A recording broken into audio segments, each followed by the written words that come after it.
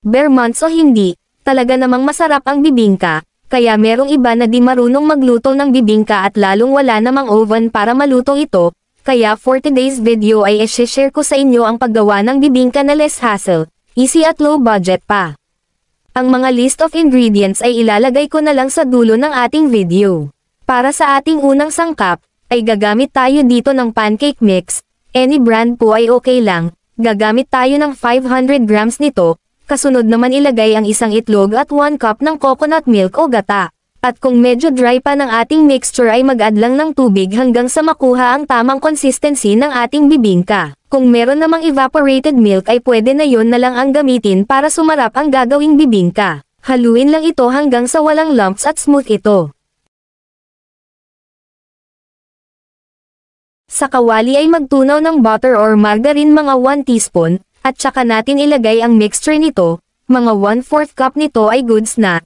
Tutubo pa kasi ito dahil pancake mix ang ginamit natin. After maglagay ng mixture ay ilalagay na natin ang toppings natin na kagaya sa bibingka, itlog maalat at cheese. Madali lang ito maluto, mga 2 to 3 minutes ay luto na ito at baliktarin lang ito para maluto din yung kabila. At ganun din sa pagluto, hanguin ito once ito ay nag-golden brown. Lutuin pa ang iba hanggang sa matapos. Pwede rin na puro cheese ang ilagay na toppings kung ayaw ng bata ng itlog maalat.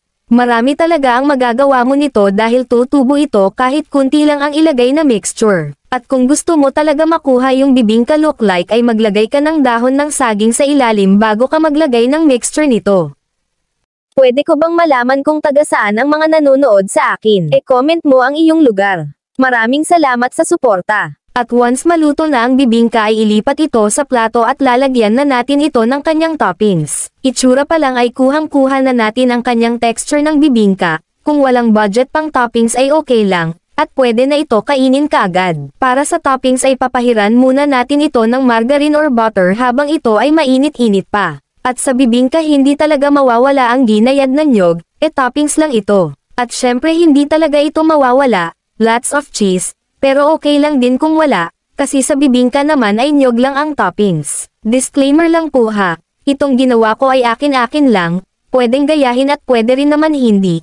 Kung anong nakasanayan ninyo sa pagluto at sa toppings nito ay kanya-kanya na lang ng diskarte, meron kasi iba na nami-misinterpret nila, keso di daw yan ang tunay na recipe, unang-una sinabi ko ito na easy, less hassle at low budget lang. Kasi tayong lahat ay marunong magluto, walang hindi masarap na luto lalo na't lutong bahay. Sa last part ay nag-drizzle ako ng condensed milk since ay mala pancake din ang dating sa akin ng recipe na ito. So ganun lang kadali at meron ka ng easy, less hassle at low budget na bibingka. So ready ka na sa darating na Pasko or sa cravings mo, malay mo, ito ay mapagkakakitaan mo pa. So yun lang po at maraming salamat sa panonood. At kita-kits sa susunod nating pagluluto.